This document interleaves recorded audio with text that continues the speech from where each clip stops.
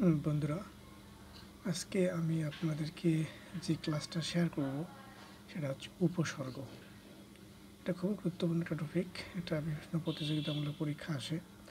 এই বিভিন্ন প্রতিযোগিতামূলক পরীক্ষায় পিলিতে আসে। তা আপনারা কীভাবে সহজে এখান থেকে 1-2 মার্ক পিলিতে সঠিক করবেন সেটার জন্য আমার এই ক্লাসটা।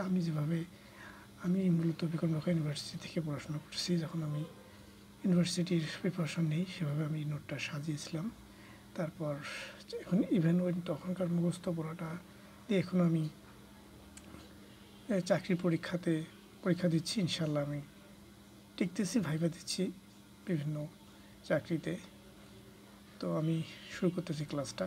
উপসর্গ, এটার ইংলিশটা হচ্ছে প্রিফিক্স, আর এটা হচ্ছে উপসর্গ, একটা হচ্ছে অনুসর্গ, সাপিক্স। মনে রাখবেন প্রিফিক্স উপসর্গ আগে বসে পতে পি মনে রাখবেন উপসর্গ আগে বসে, অনুসর্গ পরে বসে। তা আমরা আজকে উপসর্গ নিয়ে আলোচনা করব। প্রথম কোশ্চেন হচ্ছে তৎসম বা সংস্কৃত।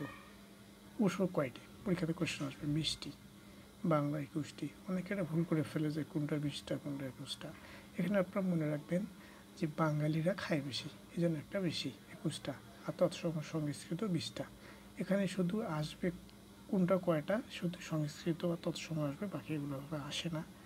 আর এখন আমরা চলে যাচ্ছি তৎসম উপসর্গ 20টা। যে কোনটি তৎসম উপসর্গ এভাবে যে কোশ্চেন আসে, তাহলে আপনাকে 20টা মুখস্থ থাকা দরকার আছে কি না।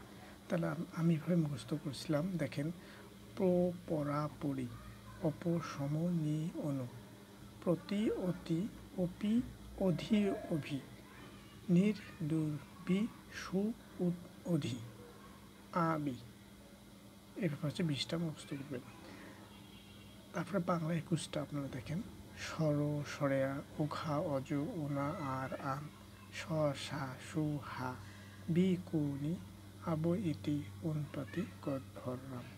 মজার ব্যাপার হচ্ছে, আপনারা যদি বাংলা 21টা মুখস্থ করেন, যাদের মুখস্থ সমস্যা হয় আপনারা বাংলা 21টা মুখস্থ করবেন। সংস্কৃত বা তৎসমটা না করলেও চলবে। তাহলে আপনি বাংলা 21টা মুখস্থ করবেন, ফার্সি এখানে মুখস্থ করবেন, কার না নিম ফি বেবদ বর তর বকম। আরবি মুখস্থ করবেন আম খাস লা গর। ইংরেজি মুখস্থ করবেন ফুল, হাফ, হেড, সাপ। উর্দু বা হিন্দি হর। তাহলে উর্দু, হিন্দি একটা, ইংরেজি এই 4টা মুখস্থ করলে হবে, আরবি এটা মুখস্থ করলে হবে, ফার্সি এগুলো মুখস্থ করলে হচ্ছে।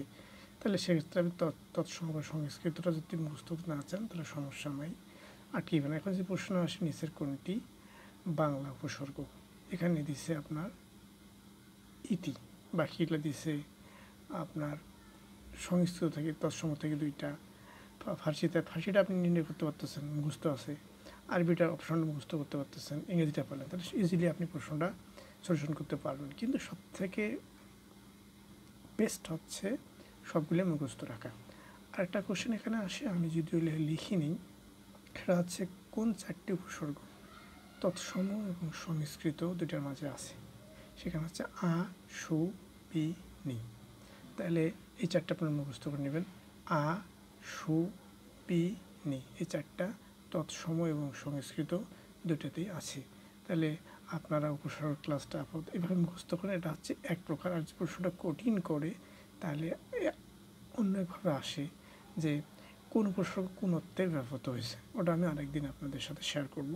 আপনি এভাবে তৎসম উপসর্গ, সংস্কৃত উপসর্গ, ফার্সি উপসর্গ, আরবি উপসর্গ, ইংরেজি, উর্দু মুখস্থ করে ফেলান।